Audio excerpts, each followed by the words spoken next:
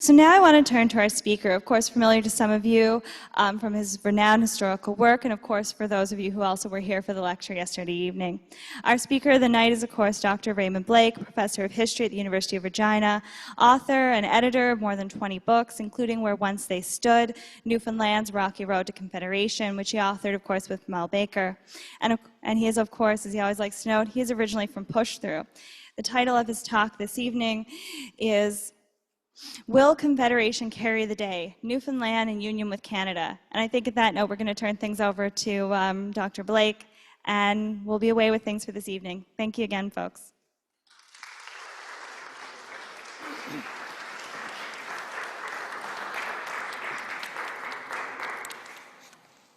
Well, thank you very much, Rebecca, and I should acknowledge, I agreed to do this, I think, almost a year ago, and I want to thank Heidi Coombs, there's Heidi, and Rebecca for, bright, young, and as you'll see as I talk later about some of these things, bright, young, engaging women playing such an important role in preserving and promoting the history of Newfoundland and Labrador. So it's great, and so thank you very much for doing that. One of the things that we sometimes forget when we look at the 60th, or the 70th rather, 75th anniversary of Confederation in 1949, we sometimes forget that the story of Newfoundland's engagement with Canada and being a part of the new nation that was created spans 170 years.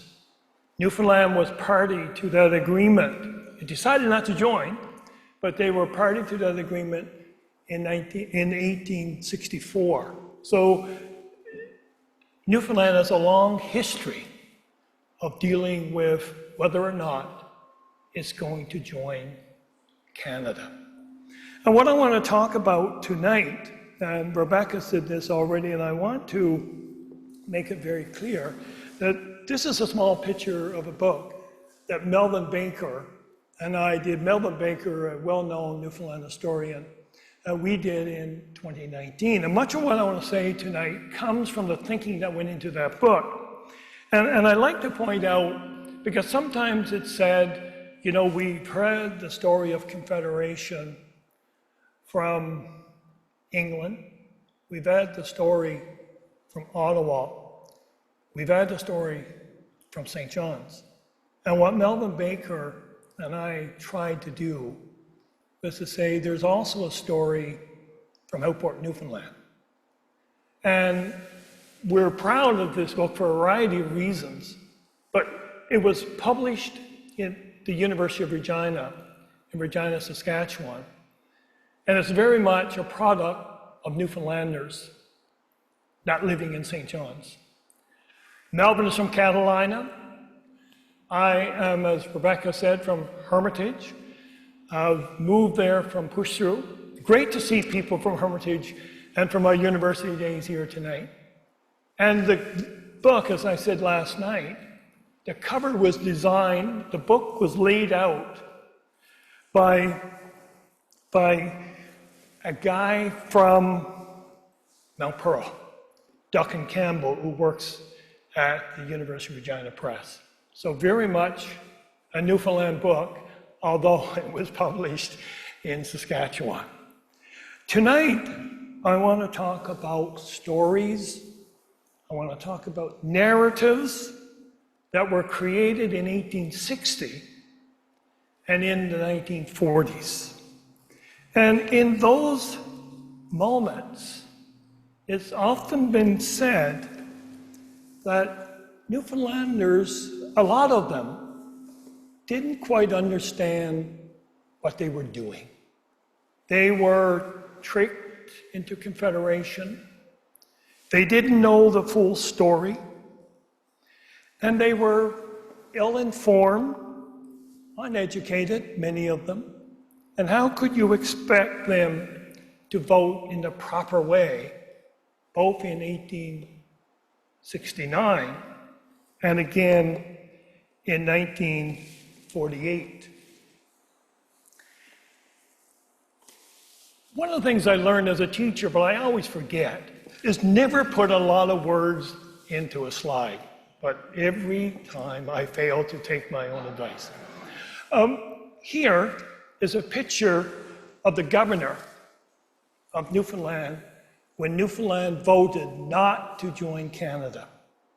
And the governor wrote in a dispatch from St. John's to London, England, and he talked about Confederation being a fatal error not to join in 1869 because the decision had been left to lawless, ignorant, prejudiced voters who were not capable of making a decision on such important matters of state.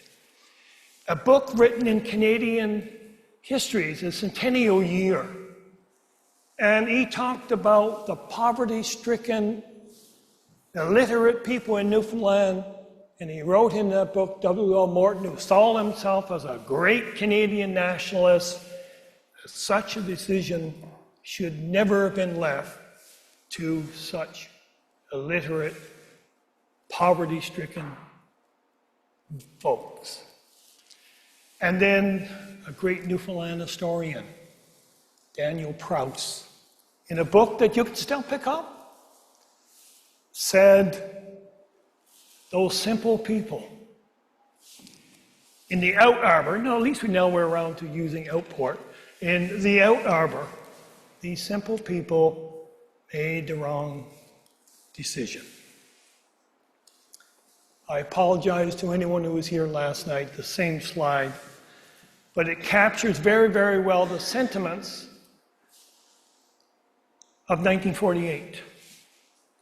Archbishop Roach talked about and wondered why adult minds were so susceptible to propaganda. And two individuals in St. John's talked about this is a matter for experts, not those people who couldn't understand legal language. And of course, film has gotten into this. A graduate student investigating for her graduate work, stumbling across a great conspiracy, and you can still watch this film. One of the things we have to remember, and I just want to say a couple of things. Those two individuals, by 1869, the Premier of Newfoundland, Frederick Carter, he went to the Charlottetown, or the Quebec Conference. These are the two Newfoundlanders standing together right there. They didn't join, but they got their picture on this iconic image celebrating Confederation in 1867. And these two are very interesting individuals to send to Quebec in 1864 because Ambroche is a Catholic and he's the leader of the opposition. And you'll recognize the second, or the person at the top, Frederick Carter, who's the Speaker of the House right here, House of Assembly, sitting in the Colonial Building. And the Premier at the time, Hugh Oils, decided that this debate about whether or not Newfoundland should join with the Canadians should be non-partisan. Opposition leader, government individual, they go off, and they decide in 1864, 65, 66, they're not actually going to participate in the Confederation movement. But by 1869, they decide that Confederation should be considered. And what is really interesting about this particular period is that the Premier of Newfoundland, I had his image up there a moment ago, Frederick Carter, is a great Democrat. Just across the Gulf in Nova Scotia, Charles Tupper decides to push Confederation through the local legislature without a vote on the subject. It pretty much happens in New Brunswick as well, and what is then Canada East, Quebec, or Canada West, Ontario. But Mr. Carter comes back, he's been in office for almost 10 years now, and decides that there's going to be a vote put to the people of Newfoundland. It will be the big issue in the campaign. And so he is, the only one of those politicians from the 1860s that actually lets the people decide. He believes it is the people's choice. And unlike the governor, he had full faith that Newfoundlanders would make the decision that was in their interests. What he probably did not anticipate was that the opposition to Confederation was going to be fierce. And it comes because of this fine gentleman that you see here, Charles Fox Bennett, who was about to retire to his beloved England, but he came back to Newfoundland to lead the fight against Confederation. Well, I won't go into all the details because I think I talked a little too much last night and for a little too long. But what is extremely important here is that this was an issue that was debated. There was no radio like there was in 1948. But Charles Fox Bennett, bought a schooner and he sailed along the northeast coast, came back to St. John's, rested for a bit, sailed along the south coast, and brought this message to people. And what was he talking about? Well, this is the ad that was circulated throughout the colony, and hopefully you can read it. And you can see certain words there. Taxation. In fact, taxes are so important, it's there twice in that campaign poster. The other item is Newfoundland, not for Canadians, Newfoundland for Newfoundland. And what about those who might be thinking of voting another way? They're traitors. And one other item here, which is extremely important, and I'll talk about those in a second, is militia. No militia laws for the young men of Newfoundland. And so what Charles Fox Bennett does very, very effectively is he identifies several issues which are extremely important. I should go back, because one of the things that's extremely important, not only in Canada, in Newfoundland, and throughout Canada and the United States, this is the beginning of a time when states are being formed and they're taking on greater powers.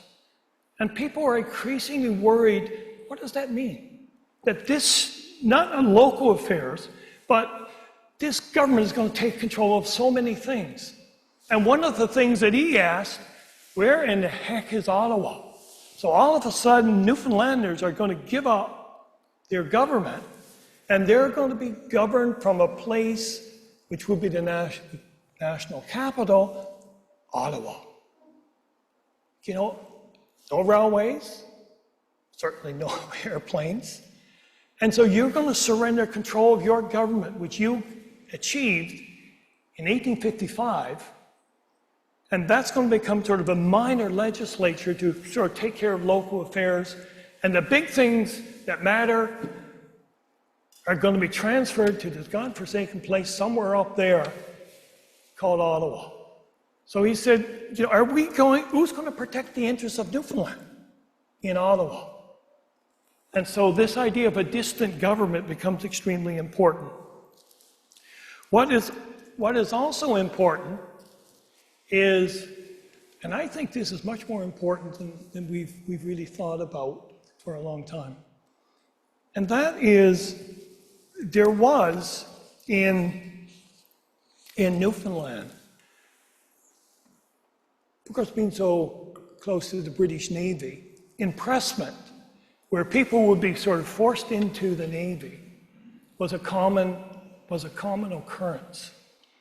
And one thing that I found very interesting is Governor Davidson, who traveled around Newfoundland during the First World War to recruit for the Newfoundland Regiment. And along the South Coast, he would go into towns and there would not be a single able-bodied man who would be of sort of the age for military service. That's 1917. Because they had this notion that if you're coming on a British warship, as the governor traveled on, you were coming to take the men away to go to war.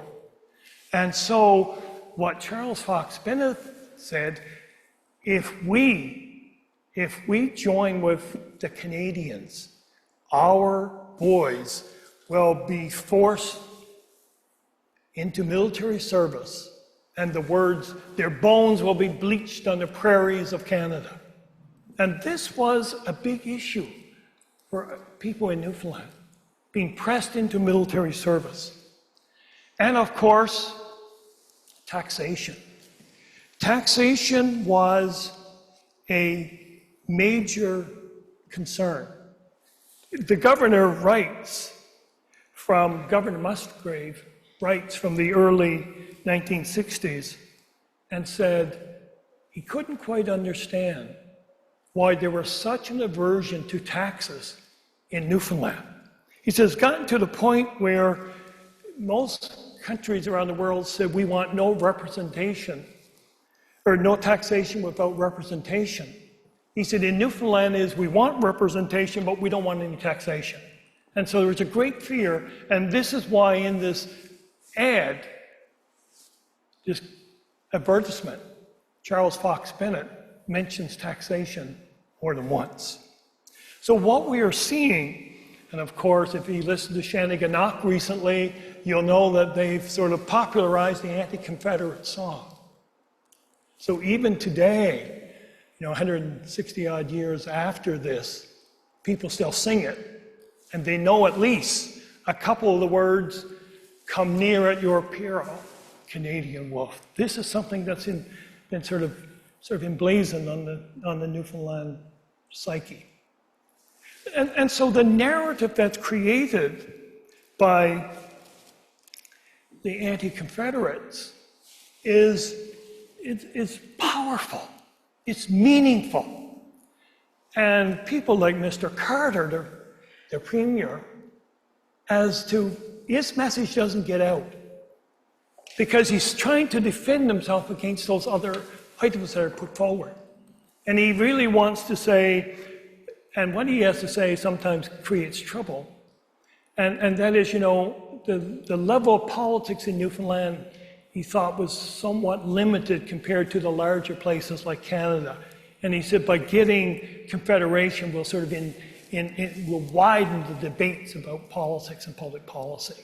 He said it will sort of stop the migration of Newfoundlanders out of the country.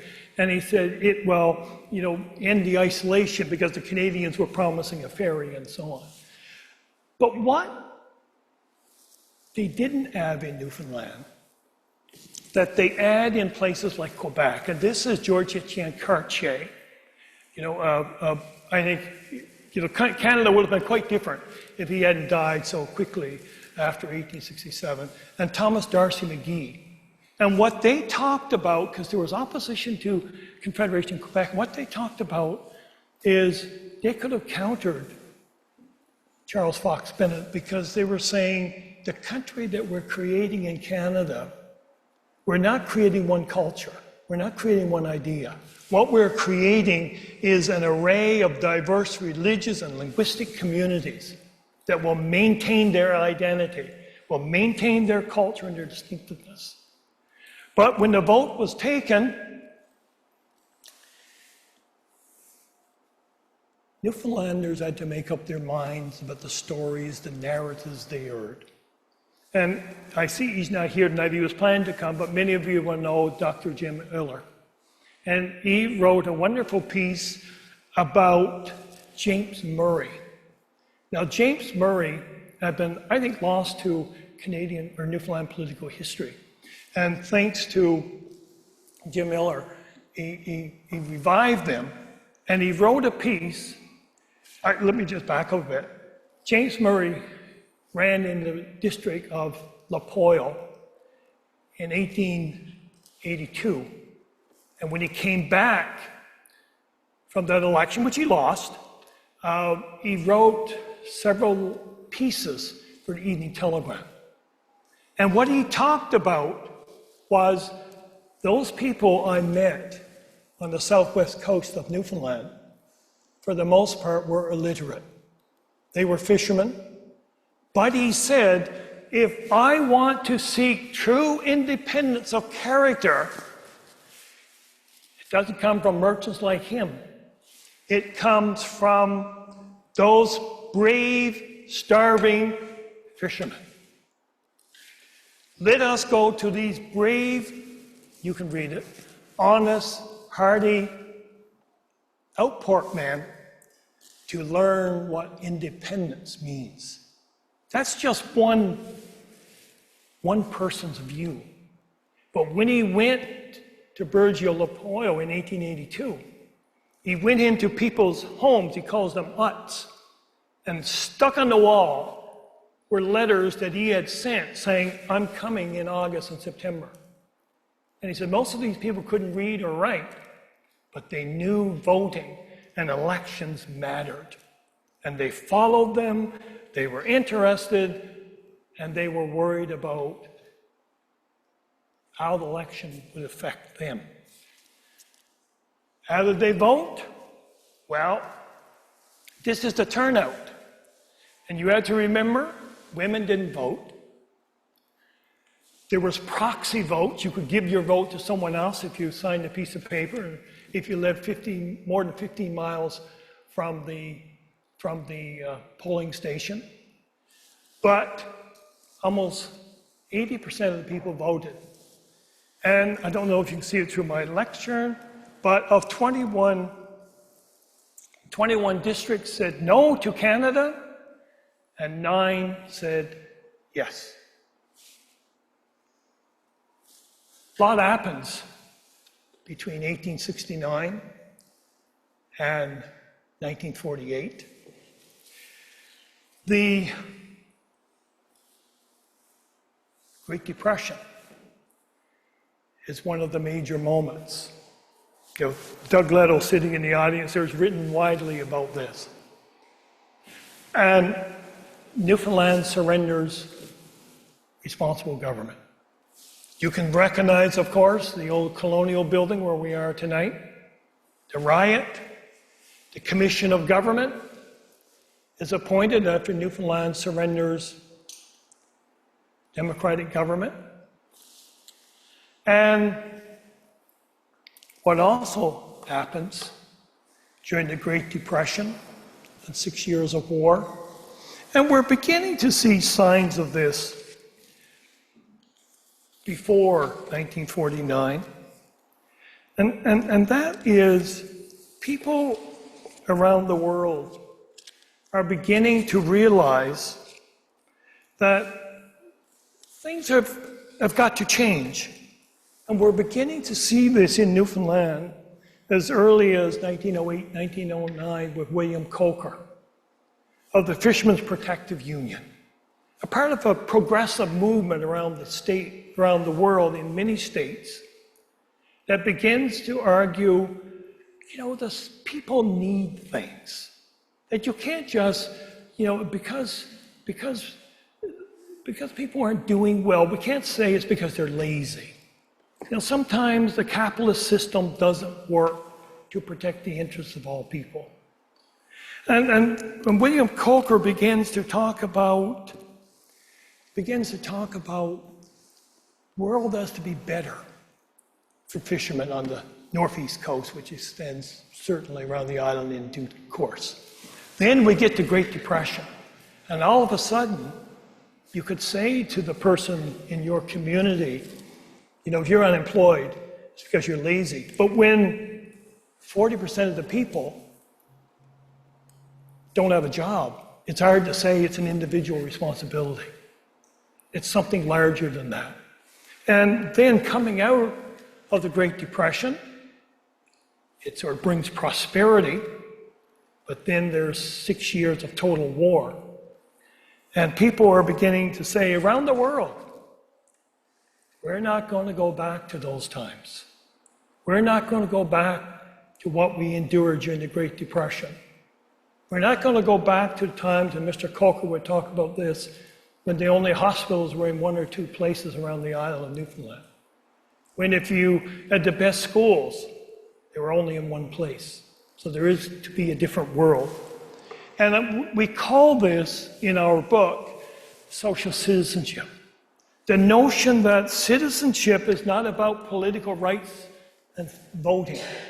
It's about the state providing each and every man, woman, and child with a decent living.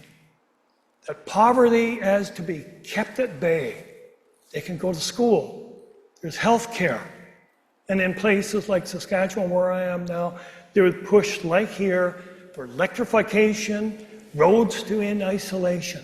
That there has to be a better world where people can live in dignity, free of poverty. It's freedom. The different freedoms than we talk about today, but freedom from want, freedom from a terrible life and one of dignity. And these are campaign posters from Canada, Australia, and the United Kingdom. Places quite separated around the globe. But a common thing is Mackenzie King's Liberal government in Canada, a new social order. What are we going to provide? Food, education, health, security through social programs. In the United Kingdom, the Conservative government, Mackenzie King Liberal, the Conservative government, more houses, more quickly. It might sound like 2024, but this is the 1940s. And in Australia, a different future. And so what we're beginning to see is the emergence of social citizenship.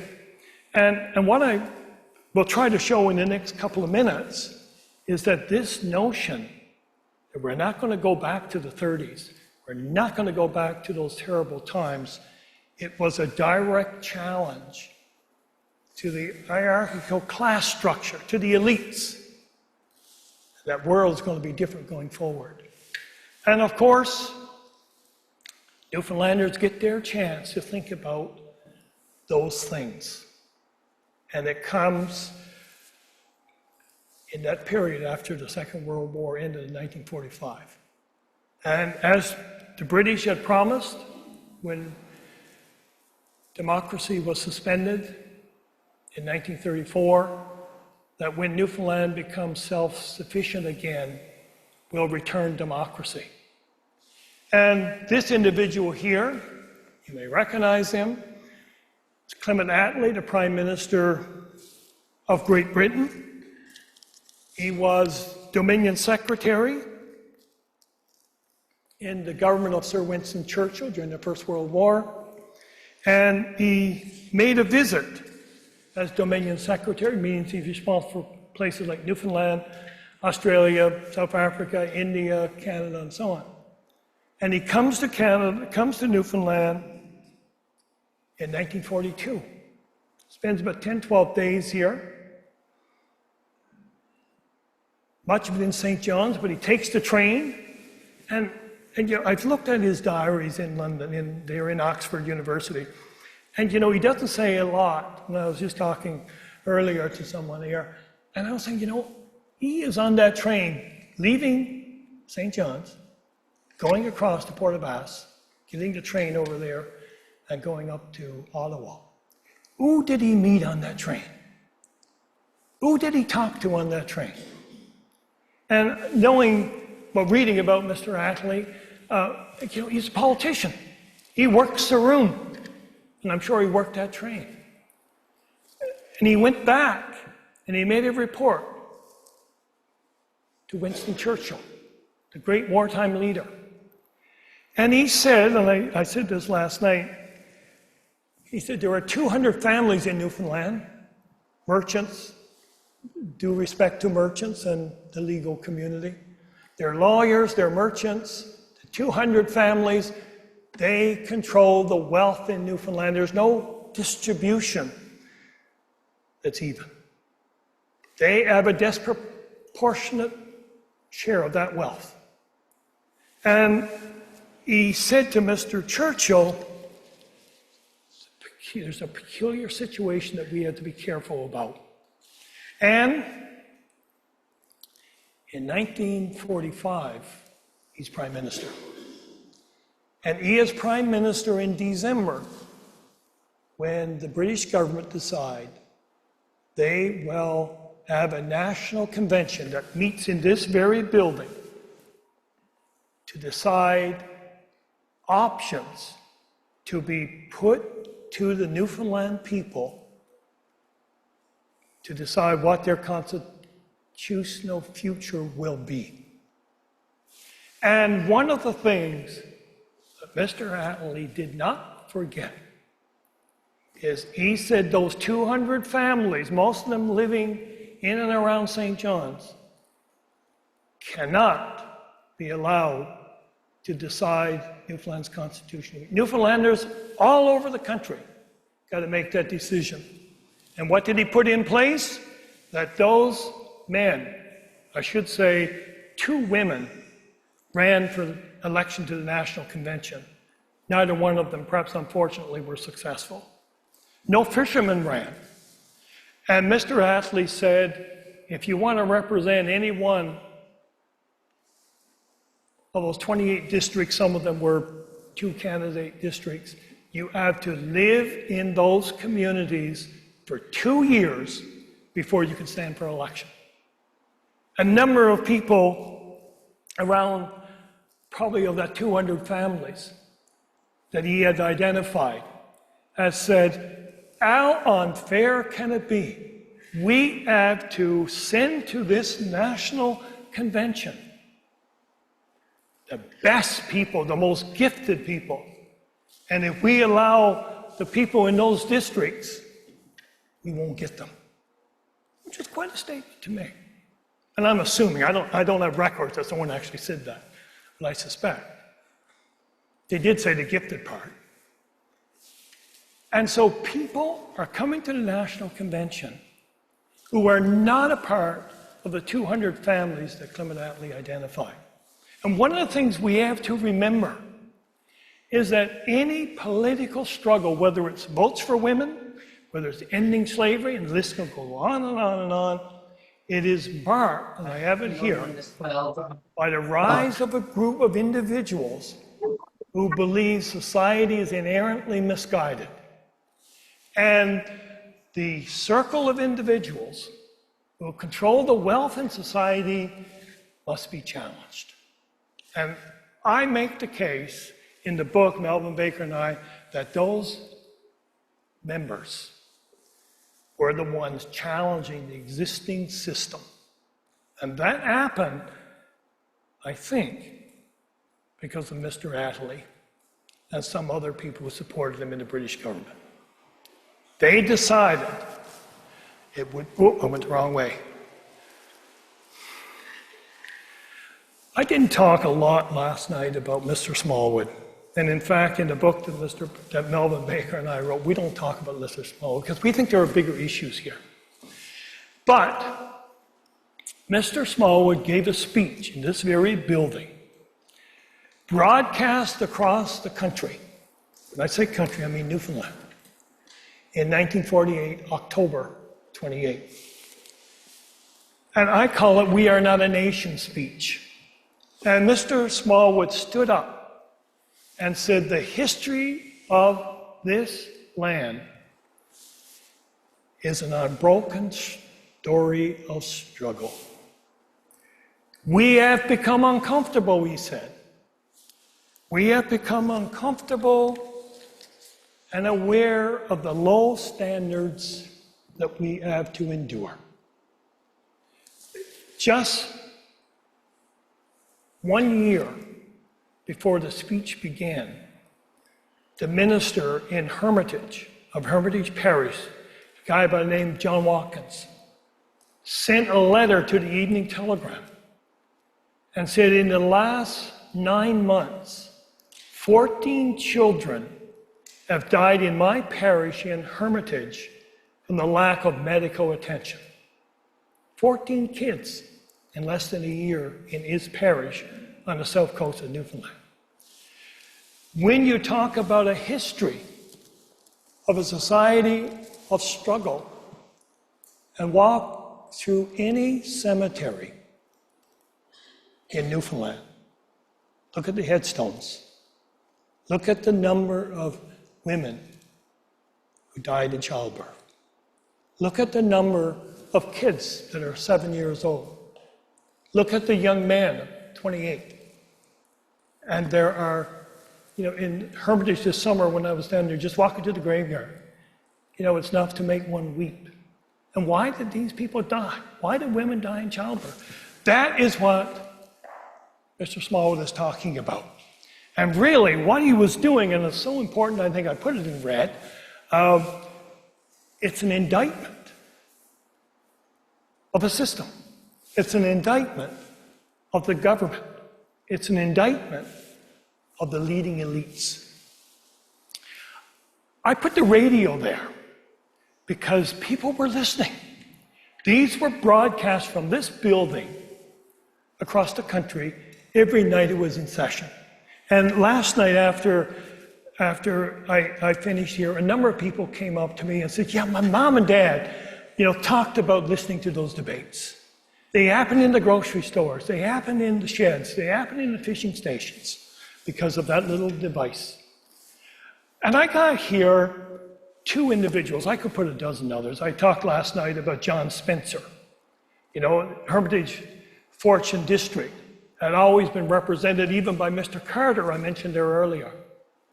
And for the first time in 1945, John Spencer, a teacher from Pass Island, represented the men and women of the South Coast.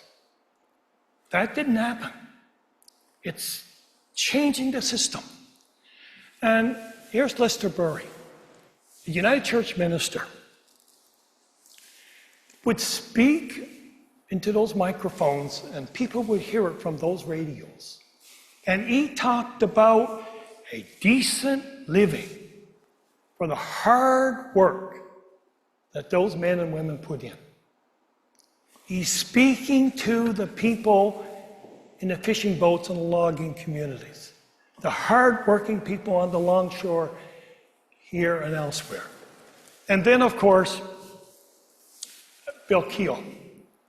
Here, I don't know what he's saying exactly at that very moment, but, he's obviously making a point about something in the National Convention.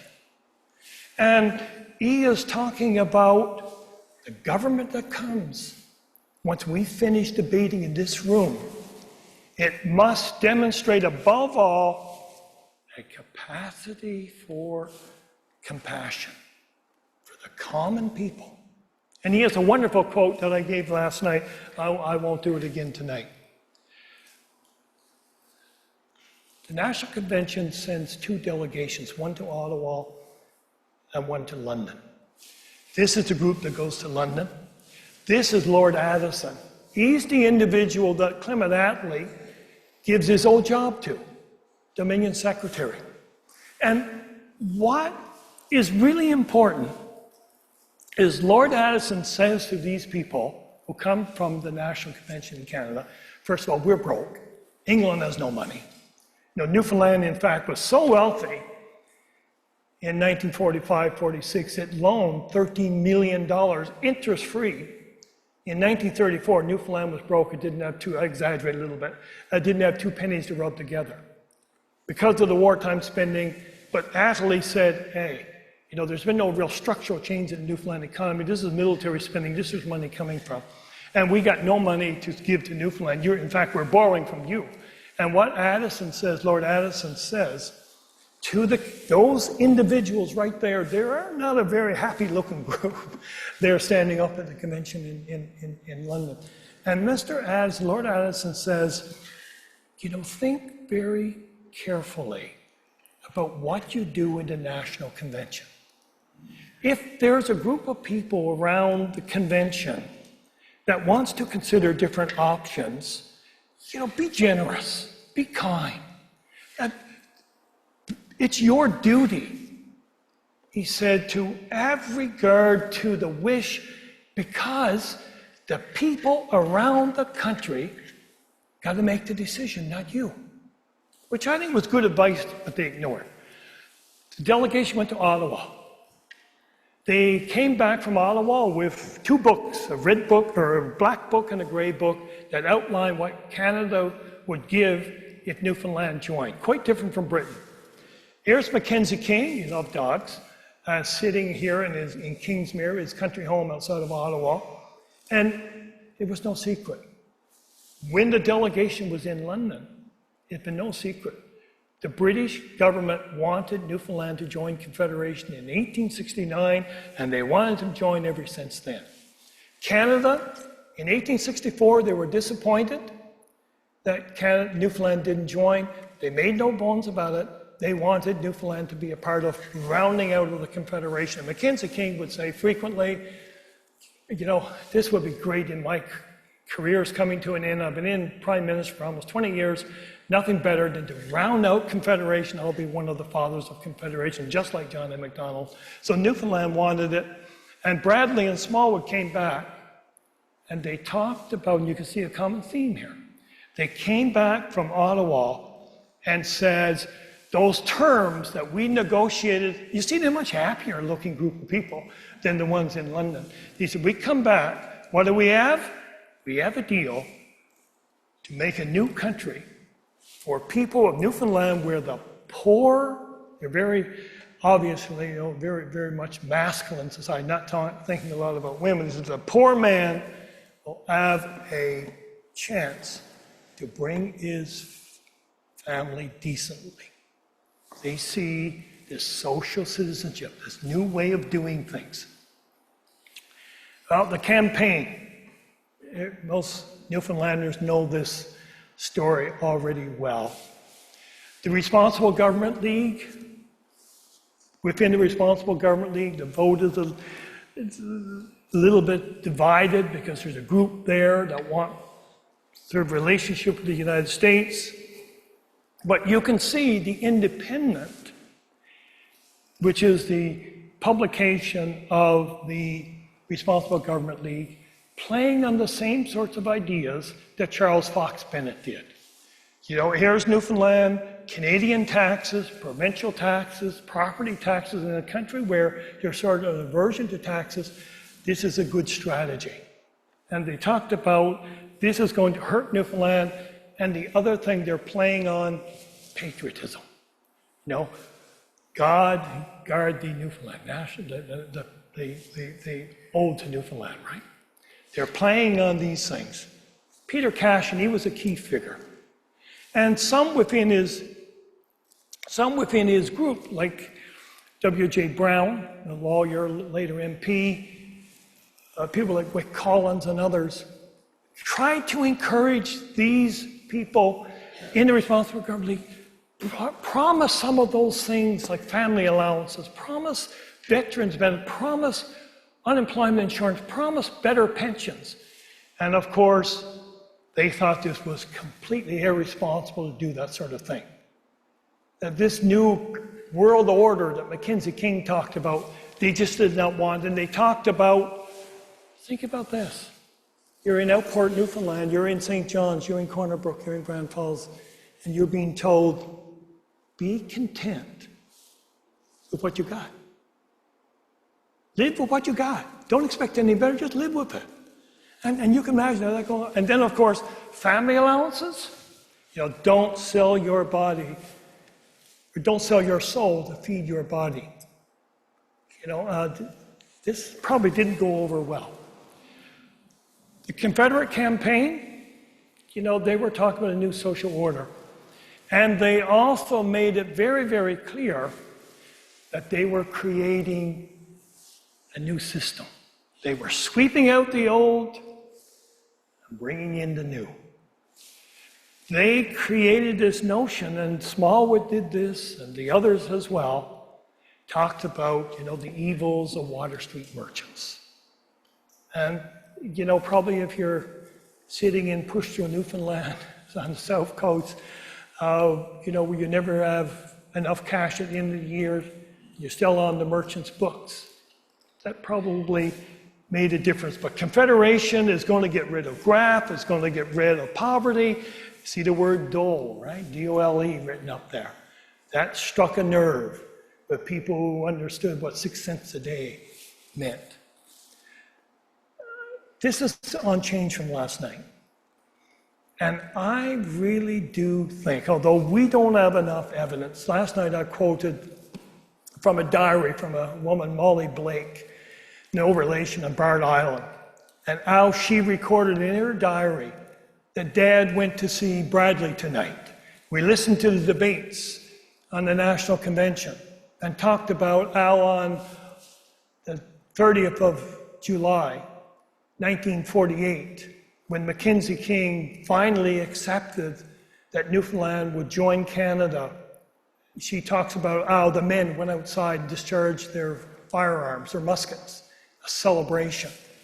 But women, women couldn't vote till 1925, so many of them didn't vote often in Newfoundland. I think my mother voted for the very first time in this election. And because there was a picture of Joey Smallwood hanging right next to Jesus in our house, I suspect she voted for Confederation. And Smallwood would go to those communities, and he would bring the children up on stage, and he would say, Susie, how many brothers and sisters do you have? And do you know that your mom, if you have 6, your mom would get $8 a month till they turned 16 every single month. And as said to me a moment ago, and I didn't say this last night, so thank you very much, the checks went to the mother. The first time that the mother would have a check in her hand that she could take to Mr. Cruz or Mr. Ingram's or somewhere else and cash and buy milk and clothes. And if you were well-to-do, you could put it in the bank in Grand Bank, in Royal Bank and Grand Bank, where most people on the South Coast sent their money, and create a little trust fund for your kids. So women, I think, made the difference. We don't know. Here's 2 results of 2 referendums. Close. This is the second one. And when people voted, if you look at the colors, the red is Confederation, the blue is responsible government. And I am convinced when people voted, my mother included, she remembered as she went into that polling station the words not only of Joseph Smallwood, but of Listerbury, of John Spencer, of Bill Keogh, and all the others that she had listened to for 2 years. They had to make a choice. They had to make a choice. And they voted on the basis of what was best for them. We could call it bribes. We could call it propaganda. You can call it misinformation. When you walk into that polling station, you and I, we vote because of what we think our X in that little round circle is going to mean for us. Not always do other people agree with us. And as we can see from our own time, perhaps with Mr. Trump, and I don't want to mention Mr. Trump in the United States, but people sort of say, oh God, can these people? Well, if I were in the United States, I could say this because I'm not there, I would not vote for Mr. Trump. But that doesn't mean the people who do are all illiterate, stupid, ignorant, and so on. Democracy is about narratives. Democracy is about choice. And when those people voted across the country of Newfoundland on the 22nd of July, 1948, they voted in the way that they thought their interests would be best served. Thank you.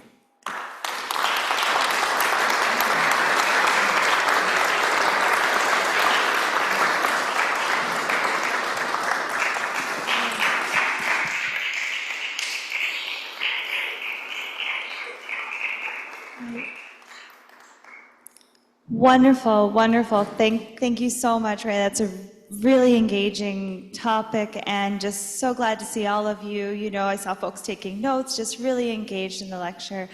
And, you know, we're so glad for that here at the Historical Society.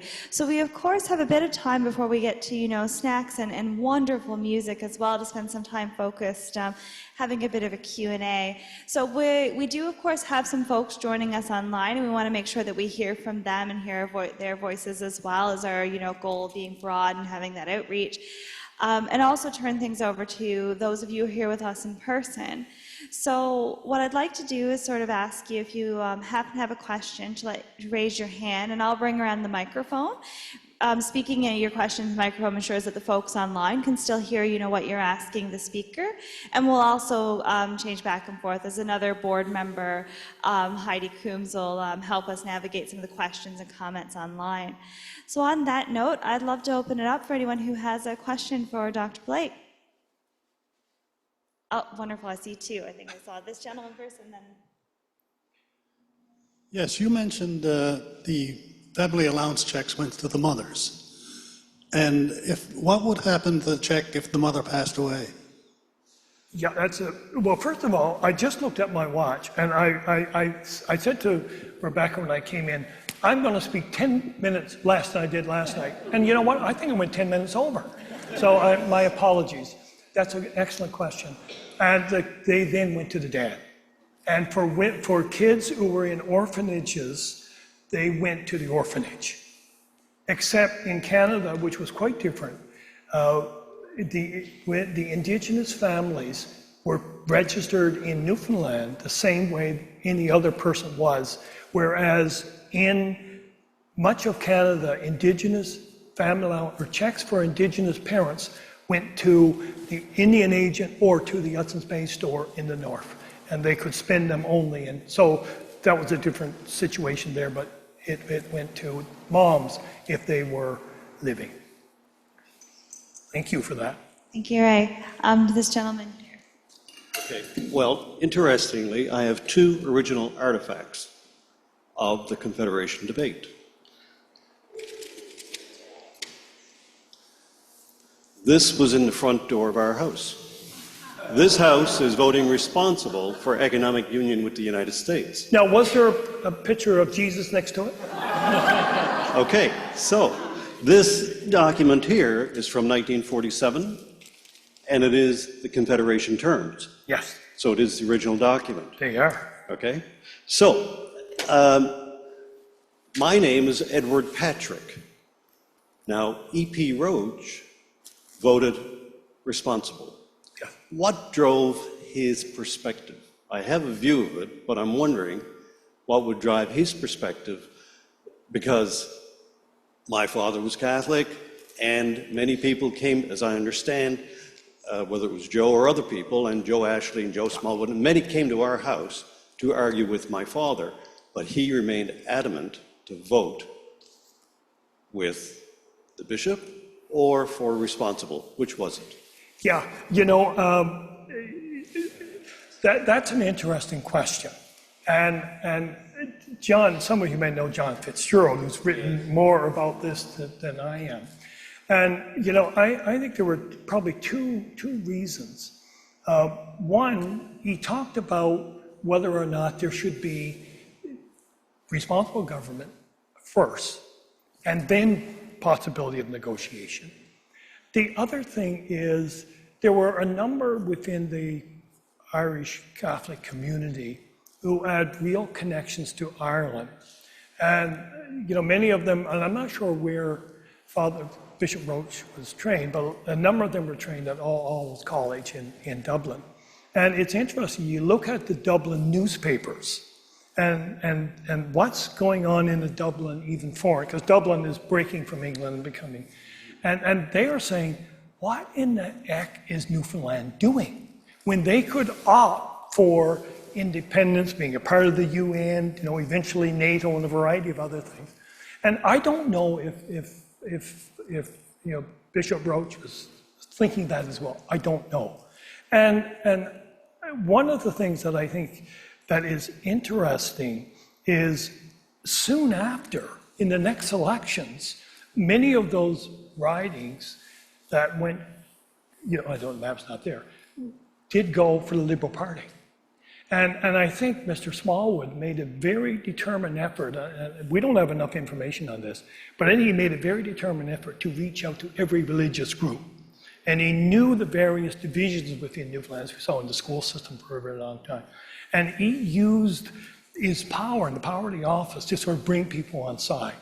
And I think he had a very close relationship, I suspect, with the bishop. I don't know, I may be wrong on that. But it's not something that I've looked at.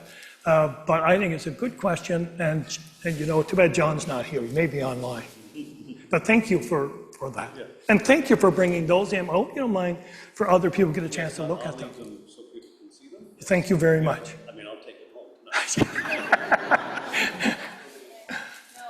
Also, as someone who happens to be a historian of denominational education, I can tell you that the overtures to the Catholic community, particularly figures like Vincent Burke, who was very soon a Canadian senator, were made explicitly to negotiate denominational education for Smallwood to persuade folks to the Liberal side. So it certainly was a significant outreach effort in the 50s and stuff. That is a part of work and stuff that's been done.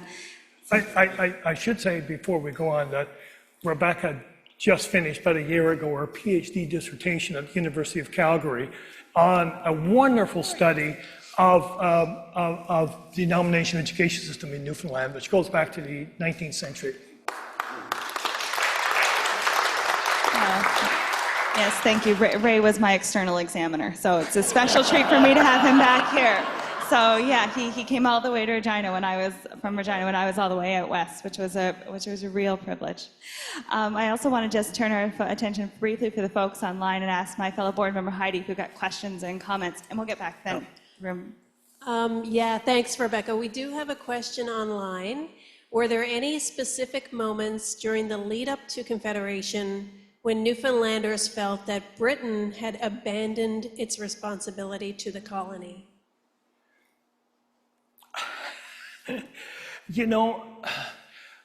Looking at a lot of the evidence and reading, I didn't read, the National Convention, there are hundreds of pages, thousands of pages, but I didn't read them all.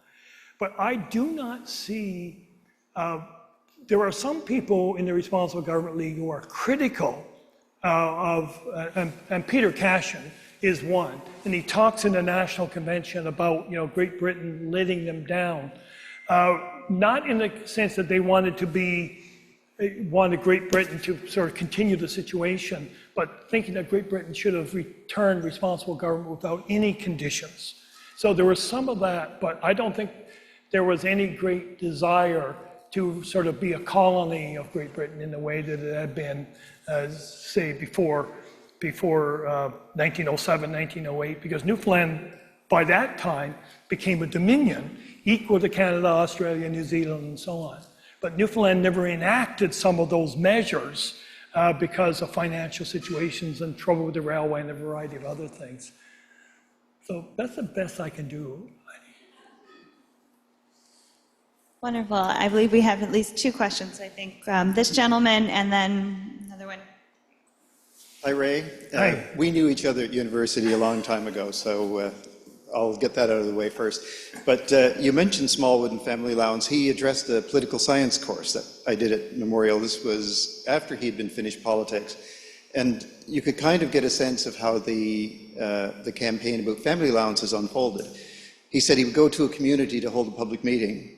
And before the meeting that night, he would go around, knock on every single door, tell people what he was going to talk about, and tell them that he'd want to see them that night at the meeting. And when they arrived there, he would recognize many of them, and they would, of course, be flattered by that. So there was a great deal of motivation, if you would. The thing I'd like to get your observation on, having grown up in Labrador, I'm not so sympathetic to the idea that Britain tricked us and all the rest of it, given the lack of representation that Labrador had both pre-Confederation and in the early days of Confederation. But people look at the trigger point for Confederation being that period after the war with the National Convention. And I'm interested to get your observation on the lead up to the loss of responsible government and how something that had been acquired with so much difficulty in 1855 was given up without any real sense of what the consequences would be. I'm interested to know how much that really is what is at the root of the upset that so many people who lament the loss of responsible government. Yeah, that's a great question, Doug. But you know, I could turn that back to you because you've written about Alderdice and that period yourself. But what is really interesting is people like William Coker and the FPU. In the 1930s, there's a number of people in Newfoundland who are saying we need a strong man because this democratic system of responsible government hasn't particularly worked well for us. And one of the things that Coker is talking about throughout, the period from 1909 when they formed, or 1908, through to the time that, 1934 rolls around, they're talking about how disappointed they are in the system. The system hasn't served their interests. And I think that's something that Smallwood plays on throughout this debate, and it's what Mr. Keogh talks about, it's what John Spencer, it comes up frequently. And Lister Bury, for example, says, it's not about constitution. It's not about whether we get responsible government, because with Confederation, we will get responsible government, but we will get more. So it's value added. Thanks. I think we have one more here in the audience, and then we'll touch back with our folks online. Thank you, Dr. Blake, for your second presentation. Perhaps the central argument of your and Dr. Baker's book is that Newfoundland voters made informed choices, and they voted for what they thought was in their interests, starting in 1869 and then in 1948. An election that falls right in the middle of those two dates is in 1908 and 1909.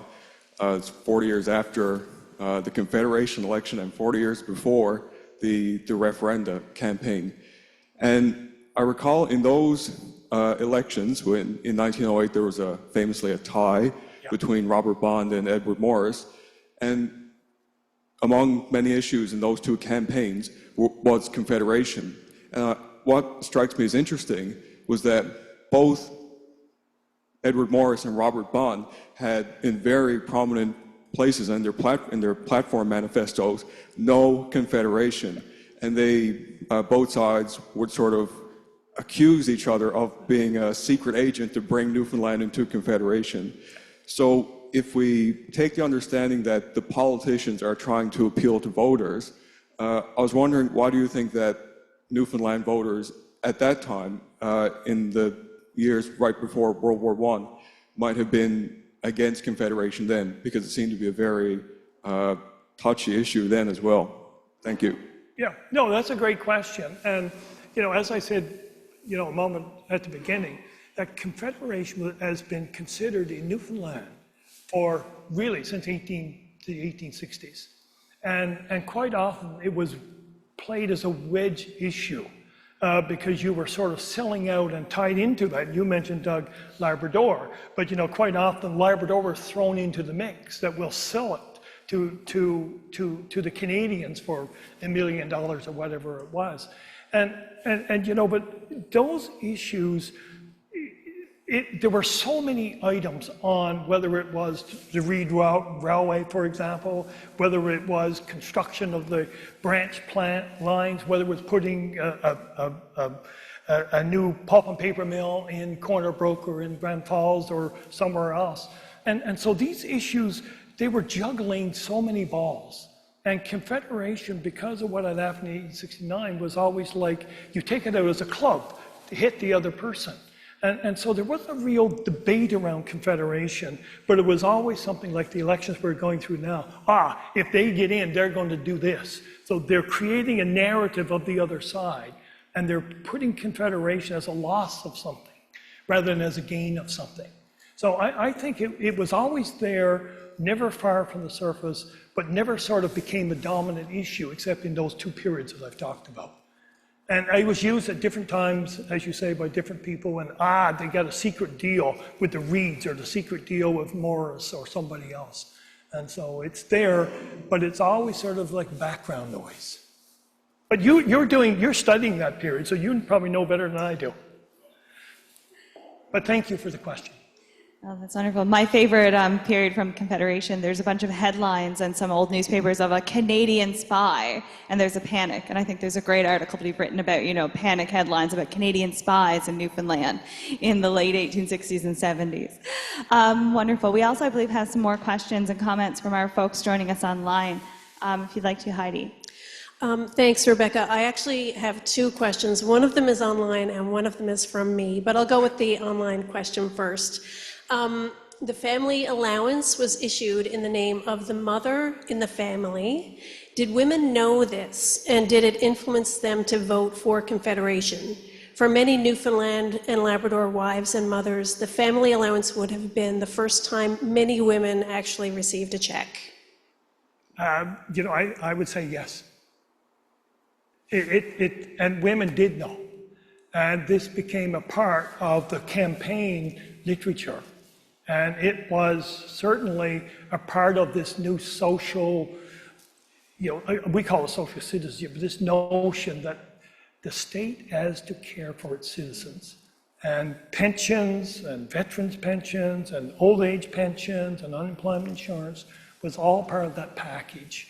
And Mr. Smallwood and the others made it very clear that moms get this money and moms will spend it for their kids. Thank you.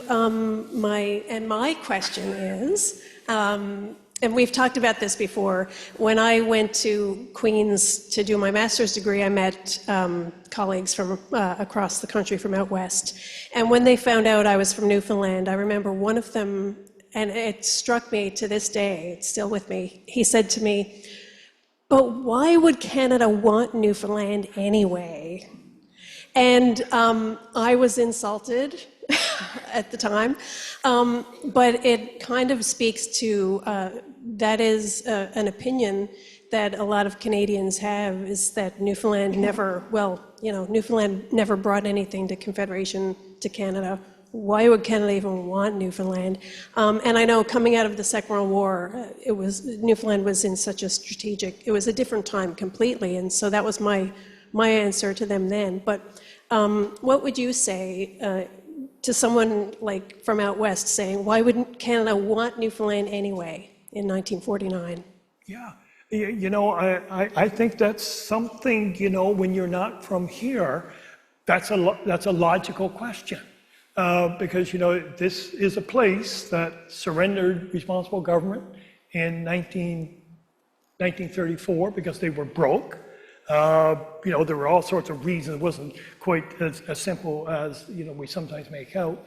And of course, we have to remember as well, there are people in Nova Scotia who are not excited about Confederation. They would compete with, the Newfoundlanders for fish. The ferry that had been subsidized for a while, the Canadians withdrew their support for that ferry going across the Cabot Strait in, I think it was 1928, but I may be wrong on that. And then the Newfoundlanders were lobbying constantly to get the Nova Scotians, particularly those in Cape Breton, to sort of help them to convince the Canadian government to put this money back in. And Mackenzie King, I showed this picture there a moment ago. Mackenzie King would speak publicly about, the virtues of completing Confederation, of bringing Newfoundland in.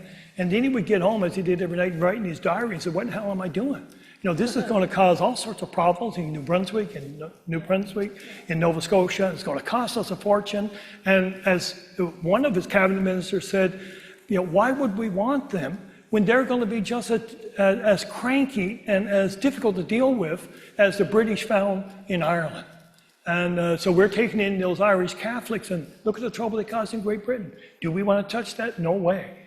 But Mackenzie King was worried about those things, but in the end, he decided that probably the advantages of rounding, and the vision of Canada was really from 1860s, from one ocean to the other. And it was always the missing part, the missing Lego part was Newfoundland. So bringing it in, you sort of fulfilled the dreams. And as Bradley said in Ottawa on April 1, we can see Frederick Carter, Ambrose Shea, and John A. Macdonald, and Darcy McGee sitting there smiling and saying, the last piece of the puzzle is now in place. I think that is a wonderful note to wrap our Q&A on, that big question, and just thank you so much, Ray. We're not all finished, so you don't have to run at the door. We have lovely music from those young city girls who are going to be setting up shortly. We have some refreshments and coffee and tea and water. And of course, we also still, of course, have our speaker available for chats and wonderful artifacts from the Confederation period to come and have a look at. So please stay, please chat. And just again, on behalf of the Newfoundland Labrador Historical Society, we want to thank the Provincial Historic Sites Division for their wonderful partnership and all their work for helping this event, and to all of you for coming out in person, and as well, of course, to those of you joining us online. We wish you could be here for the music and what have you, but we're so glad we had you for the part that we were able. So thank you, everyone, for coming out tonight, and thank you to our speaker, to Dr. Blake. Thank you.